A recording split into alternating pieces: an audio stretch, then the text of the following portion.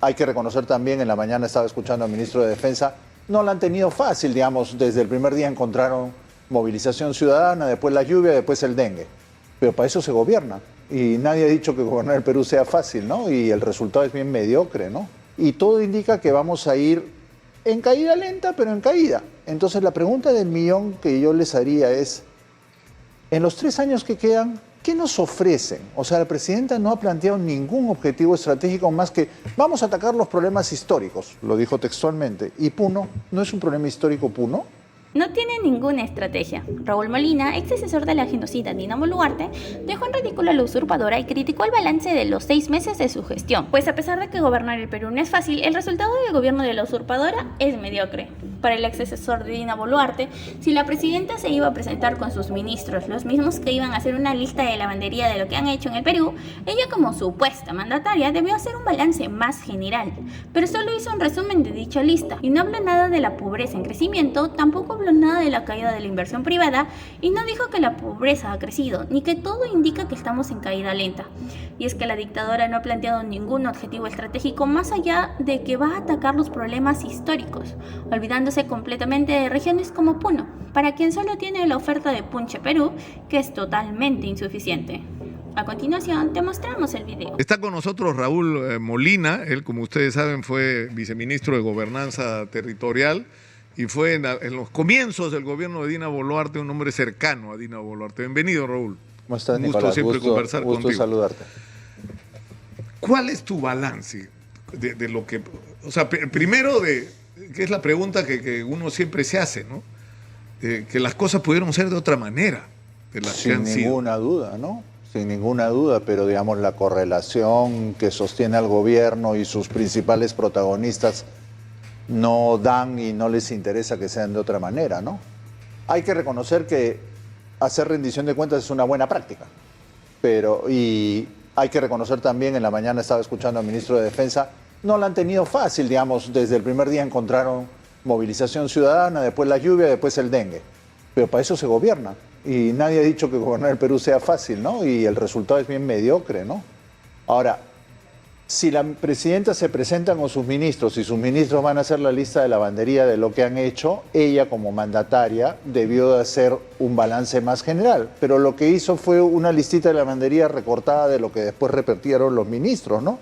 Y no habló nada de pobreza en crecimiento, no habló nada de caída de la inversión privada.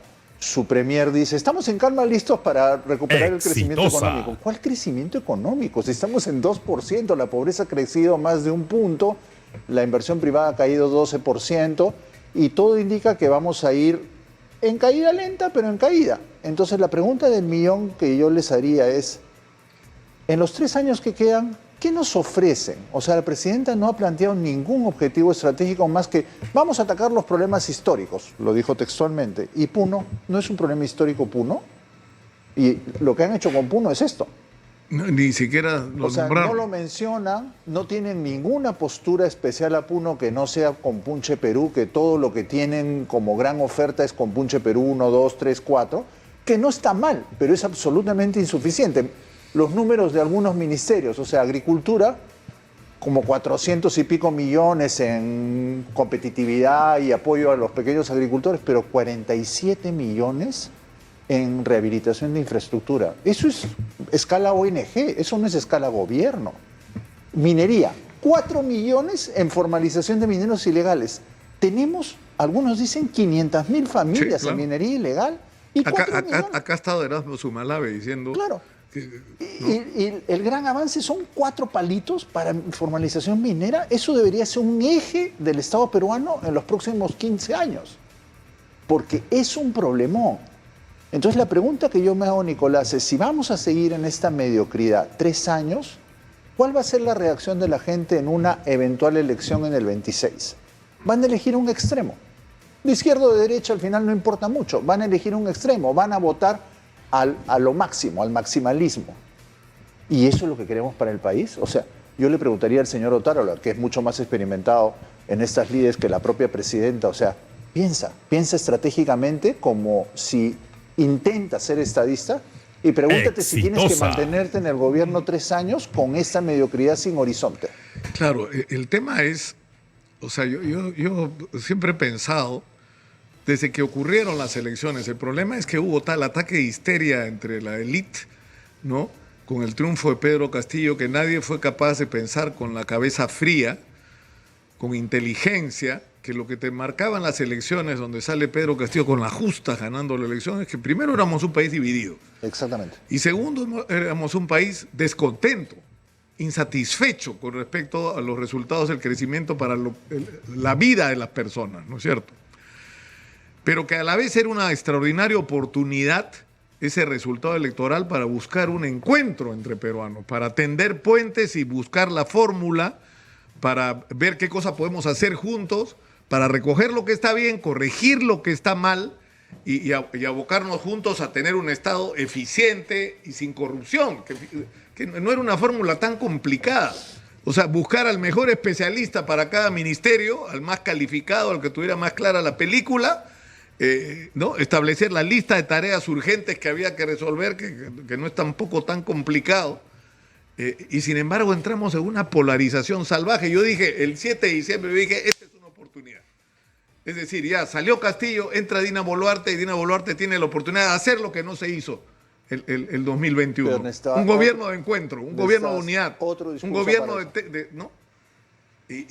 Inclusive las movilizaciones y las lamentables pérdidas humanas de diciembre a enero pudieron ser una oportunidad para buscar un reencuentro entre peruanos, pero necesitabas otro discurso y otros personajes. Con ellos en el gobierno, el perfil bajísimo y las inhabilidades de la presidenta y el premier que tiene, no hay forma que convoques a los peruanos, no hay forma. O sea, si hubiera puesto otro perfil de premier, hombre o mujer, con otro discurso, inclusive un suceso tan duro como los que hemos vivido en diciembre y enero, pudo ser una oportunidad para el reencuentro. Pero necesitabas una persona que transmitiera legitimidad, que estuviera en posibilidad de irse a Puno a hablar con los... Y que lo recibiera. O sea, si Otárola va, lo linchan. Otárola no puede ir a Puno. Entonces, ¿para qué tienes un premier que no puede resolver un conflicto como ese? No podemos seguir viviendo ignorando a un departamento, como si no existiera.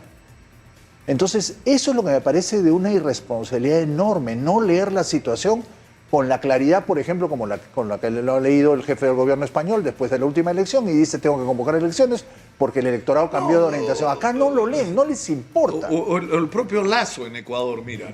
Algunos dicen, no, Lasso lo que ha hecho es salvarse. No se ha salvado de nada, porque las acusaciones de corrupción o de sospecha de corrupción contra Lasso van a continuar y si ¿no?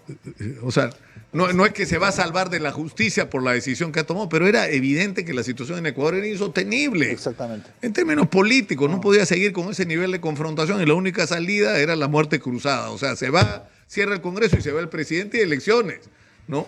Ahora, el problema es que en el Perú esa opción parece ya lejana, ¿no? ¿O no? O sea, creo que es lejana en el corto plazo, pero no hay que renunciar a ella. Yo creo que si nos resignamos a navegar sin viento y sin vela hasta el 26, lo que vamos a tener en el 26 es una pegada hacia un extremo por parte de la población enojada, insatisfecha, molesta y dolida. Exitosa. Entonces, yo creo que los que creemos en la democracia tenemos que trabajar para buscar una alternativa política que se pueda construir en el 24 o en el 25 que posibilite volver a poner en la arena pública el adelanto de elecciones. No se puede hacer ahora porque estamos gobernados por una gavilla de, yo diría, casi impresentables en el Congreso, que ya hemos visto cómo discuten. A mí te juro, yo fíjate lo que me pasa esta mañana. Llego y hablar con la productora, digo, otra vez el Congreso, o sea, porque vamos a hablar de otra vez del profesor Tello o de la repartija de regalos con plata de todos los peruanos, pero no puede ser, pero no puede ser, Raúl, todas las semanas hay una vergüenza que sale del Congreso. Pero entonces, ese Congreso es el que sostiene al gobierno. Esa precariedad tenemos y con esa precariedad vamos a convivir 3 años. O sea, yo creo que de todas las arenas posibles hay que impulsar diálogos sobre los cambios que necesitamos en el país y hay que volver, como he dicho en algunas entrevistas anteriores, el año 24 o el año 25 años efectivamente políticos, donde la presión ciudadana y la discusión previa que hayamos alimentado permita generar una alternativa para presionar de nuevo a esos actores de poca monta que nos gobiernan para adelantar las elecciones. Ahora, ¿qué se hace para poner en el centro? Porque hay una frase que repito constantemente: nos estamos revolcando en el fango. Hace ¿no es mucho cierto? tiempo, mucho tiempo. Y hay quienes disfrutan de ese fango y estimulan el fango y son felices en el fango. El problema es que eso es lo que está significando en el otro lado, la otra cara de ese revolcarse en el fango, es que no estamos poniendo la agenda nacional. No solamente los problemas que hay en el Perú, sino las enormes posibilidades que tiene, que estamos desaprovechando y vamos perdiendo las semanas, los meses y los años. Y no hacemos lo que hay que hacer. No. Entonces, Exitosa. O sea, yo te juro que yo no sé qué hacer. O sea, yo estoy armando un espacio que se llama Plan para el Perú, acá en Exitosa, que la idea que tiene... Algo me comentaste la vez claro, pasada. es ponernos a discutir. A ver, discutamos uno por uno los problemas. Minería, ¿qué vamos a hacer? En todos los niveles. Eso necesitamos en espacios de esos, Nicolás. Así como estás tú, yo estoy metido en otra iniciativa con un medio de comunicación virtual que estamos comenzando a armar un diálogo nacional que esperamos que ocupe 8 o 10 meses, lo más extendido que podamos, sobre qué necesitamos que Pero, cambiar por en el ejemplo, Perú. el tema minero. O sea, primer problema que tenemos: ¿cómo diablos convences a los inversionistas de que pongan $1 en el Perú si no sabes quién va a ser presidente dentro de 6 meses? Puede ser el Perú, 6 presidentes en menos de 7 años. Entonces, mucha crítica se ha hecho a los contratos ley, pero más allá incluso el sentido de dignidad nacional, sirvió. Funcionó porque fue un mensaje de confianza, ¿no? No te vamos a cambiar las reglas de juego. Bueno, algo parecido, un poco más honroso, vamos a tener que hacer ahora. Es decir, darle un mensaje a los grandes inversionistas que tranquilo, no importa lo que pase en la política, vamos a respetar lo que contratemos los próximos 20 y 30 años. Primer problema. Segundo problema es de las comunidades. O sea, ¿cómo diablos, yo lo decía a raíz de la detención de Jesús Cornejo, resolver un conflicto como el de Tía María, si lo que tiene son 6 muertos, impunes además porque nadie ha sido investigado ni castigado por eso, y con los dirigentes presos? ¿Por qué? Por haber dirigido una protesta. Es decir, ¿ese es el camino para resolver los conflictos? ¿Con la criminalización de los dirigentes de las protestas? O sea, tampoco hay que idealizar a los dirigentes, No, ¿no? no, O sea, por miremos supuesto el que caso no. de Puinahua, lo enredado que es Claro. esto que supuestamente se ha resuelto. Pero lo que sí es verdad es que el Estado, como actor supuestamente dirimente en esos intereses que están encontrados en los conflictos, no tiene una idea clara de lo que es el interés general. Y el Estado fluctúa entre pegarse al interés de los privados o ser débil frente al interés de las comunidades, y no tiene una posición firme que le coloque límites tanto a los privados como a las comunidades para que podamos salir de los conflictos. Creo que la clave es esa. Los que representan al Estado tienen que tener una posición muy clara cuáles son los límites que ninguno puede sobrepasar. Cada uno en lo suyo, las comunidades en ser violentas o extorsionadoras inclusive, y las empresas tienen que cumplir sus compromisos y tienen que cumplir las normas. Claro, pero tú tienes que tener claro lo que quieres, cuál es ¿cuál es el tu interés plan general. como país? Ese es el interés general. ¿Cuál es el plan? O sea, Pero yo te digo, por ejemplo, en el caso Tía María. El Ministerio de Energía y Minas hoy día no tiene ninguna noción cuál es.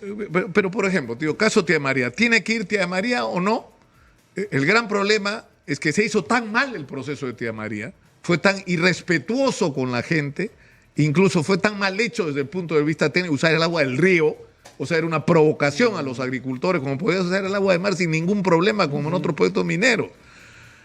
Entonces... Pero además les ofrecieron una represa que hace más de 20 años que no se ha movido ni un ladrillo. Que sigue esperando. Entonces, o sea, y yo creo que Tía María sí se podría hacer, que la agricultura sí puede convivir con la minería si hace la cosa bien, del brazo de la gente. Entonces, a mí en algún momento me pasa, fue cuando estuve en Cocachácara y hablamos incluso con algunos de ellos del tema. ¿Qué pasa si la UNOPS, que era la que había cuestionado y planteado las observaciones al estudio, ¿no? Al estudio de impacto ambiental, las 130 creo que eran? ¿Por qué los agricultores del Tambo, ¿no? Que son agricultores de clase media, que tienen recursos, no contratan a la UNOPS para que venga la UNOPS y diga bajo qué circunstancias sería posible que el proyecto vaya sin afectar la agricultura? porque alguna respuesta tiene que haber. Entonces, y yo pensaba, si eso significa reducir 20% el proyecto para que esté lo más lejos del cauce del río, lo más lejos que sea posible, ya, vas a tener, pero no vas a perder 20% del mineral. No importa, pues, pierdes el 20%, pero tienes el 80%, ahora no tienes nada, ¿no? Y eso conjugado con beneficios directos para la gente, como la represa, como inversión multimillonaria para modernizar la agricultura, para todo lo que puedas hacer.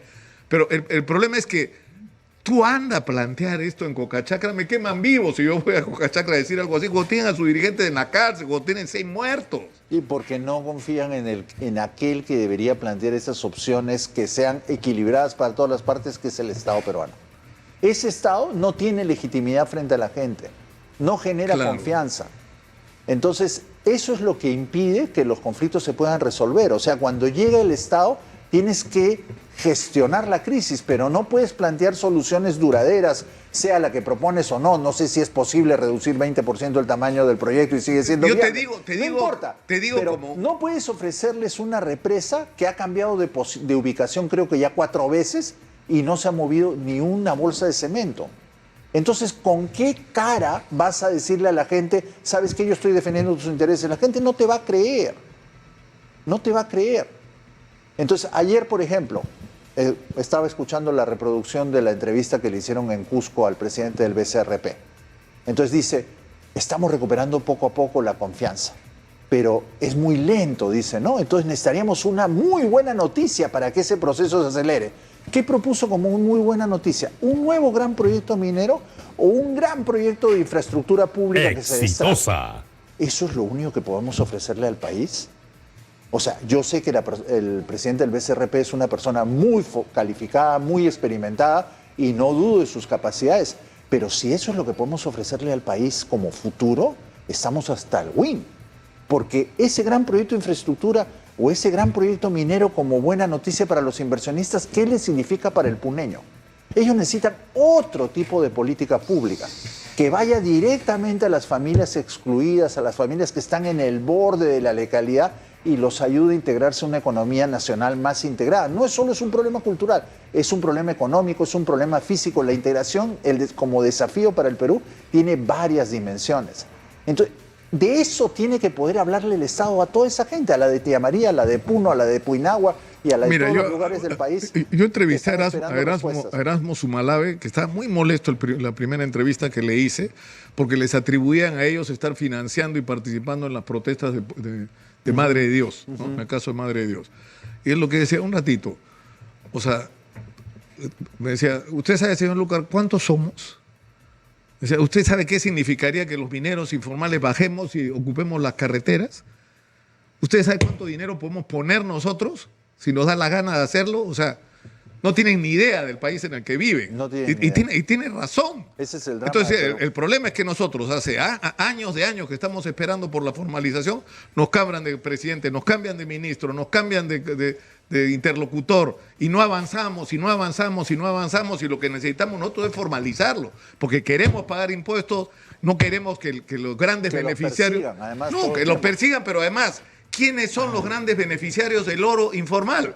En el caso de Puno y Madre de Dios, los bolivianos, que compran el oro y lo formalizan y lo venden como si fuera suyo al mundo, y los pendencieros, que viven en los barrios más bonitos de Lima, que le compran su mineral a los informales, lo procesan y lo venden al exterior, ¿no? Ellos son los que se están... ¿Y qué cosa es lo que dicen los mineros informales? Hagan un banco minero, que el banco minero nos compre el mineral a un precio justo, para que no haya ni el contrabando del oro hacia Bolivia, ni pendencieros, ¿no? ¿no? Pero eso no entra en el paradigma de nuestros macroeconomistas, de hacer un banco minero, pues. Y esas discusiones no las emprendemos porque supone que son temas vedados, porque venimos de un modelo que está, así como reprochan ideologización a los dirigentes de Puno, los que están al lado derecho también son profundamente ideologizados. Y creen que solo hay una manera como el Perú va a salir y no están dispuestos a entrar a una discusión seria. ¿Cuáles son los nuevos tipos de políticas que necesita este país para que podamos volver a recuperar el crecimiento? Si seguimos insistiendo solo en gran proyecto minero o gran proyecto de infraestructura pública, que a partir de la macroeconomía el país va seguir integrando a su gente, eso no es verdad. Y lo que está detrás, Nicolás, es que Lima vive de espaldas del país. Mucha gente, amiga mía, muy bien formada, que leen un montón, que saben todo lo que pasa en el exterior, tienen unas ideas tan erradas del resto del país. Conocen Lima, saben muy bien lo que pasa en los círculos de discusión pública de Lima, pero no tienen la más remota idea cuáles son los temas que movilizan a un puneño, a un cusqueño, a un apurimeño. El problema es que el Lima vive de espaldas al interior del país, pero vive de los recursos y de la riqueza que genera el interior del país. Porque es la economía más grande, la economía territorial más grande del Perú. O sea, se chupa la mitad de los recursos del país, o sea, y genera la mitad del PBI. Pero mientras que no integremos esa economía, mientras que no construyamos circuitos virtuosos de relación entre Lima y las siguientes ciudades, y entre esas y las siguientes, y entre esas y el campo, y integremos al mercado a toda esa gente que hoy día está molesta con toda razón, no vamos a prosperar como país. Y eso necesita otro tipo de política pública que no solo es macroeconomía sana de la que nos orgullecemos. El mismo Julio Velarde decía, ¿con quién se están comparando? ¿Con América Latina? América Latina es un desastre. O sea, somos los mejores de los malos de la clase. Un tema último, ¿no? Porque yo creo que algunas buenas señales hay, ¿no? Uno, Cementos Inca, no estoy haciendo publicidad, va a inaugurar una planta. En medio del desmadre nacional de la pérdida de confianza, están inaugurando una planta frente a Cementos Arequipa. De concreto y cemento. Y construcción está medio parado. Claro, o sea, eso es una señal de gente que confía, peruanos que confían en su propio país. Y lo segundo, yo estoy sentado acá con Jania Pérez de Cuellar. Y te soy sincero, más allá de las virtudes y defectos del gobierno, el pleito que se está comprando es el pleito que hacía rato había que comprarse. Porque hay buenos ministros. Que es no solamente el hacer la vivienda popular y que esta deje de estar en manos de pendencieros y se manejen adecuadamente los recursos, sino ella ha dicho una cosa muy dura. Hay enquistadas redes de corrupción dentro del aparato del Estado. Mientras no acabemos con esas redes, no vamos a tener un uso eficiente de los recursos públicos. Y vivienda era particularmente un ministerio. Pero por supuesto, entonces que ella lo diga y se ponga el cuchillo en la boca y salga a pelear es extraordinariamente valioso. Y digo, o sea, sinceramente yo me quedé sorprendido, ¿no? De que alguien te hablara tan claro, pero por supuesto que hay redes. Alatil Marrufo no fue el que inventó la corrupción en el Ministerio de Vivienda. No, para nada. La administró, ¿no? De una manera impresionante, o sea, además, ¿no? Todos los alcaldes del Perú te decían que para mover sus expedientes había que pagar 5.000 soles a los ingenieros de planta del PNCR o del PNCU. O sea, eso era conocido en el Perú. Ya, la ministra Pérez de Cuellar se está enfrentando a eso. Hay otros buenos ministros en el gabinete, pero ¿sabes qué falta? Noción de conjunto, visión de conjunto. O sea, cada uno de ellos... Lo viste en el balance. Alguien comentó hace unos días, puras rendiciones de cuentas sectoriales. ¿Y quién planteó el hilván de conjunto de eso? ¿A quién le tocaba hacerlo? Al premier y a la presidenta. Y ninguno de los dos lo hizo. El premier lo único que ha ido a Europa es a vender una fantasía de país que está listo para el crecimiento. Ahora, una última pregunta, nos queda un minuto, Raúl. Se está anunciando la tercera toma de Lima. Tú que estás en contacto con la gente del interior, ¿tú crees que esto va a ocurrir? ¿Va a ser algo importante? Va a ocurrir, no tengo una bola de cristal, pero todo indicaría la información de campo, las cosas que he conversado con uno y otro, que no va a tener para nada la escala que hubieran querido sus dirigentes. Ellos ya lo saben porque los eventos preparatorios no han sido de la envergadura que esperaban. Lo van a hacer, va a ser... creo, relativamente pequeño para lo que algunos temerosos están esperando, pero no significa que hay que ignorarlo. Los problemas no se han resuelto. Y algunos dicen que los problemas empezaron con Castillo. Los problemas vienen de mucho más atrás. Empezaron en la elección de Humala con Keiko, donde Humala obtiene el voto nacional con una propuesta y cambia de propuesta encerrado en Naciones Unidas, ahí en la Avenida del Ejército.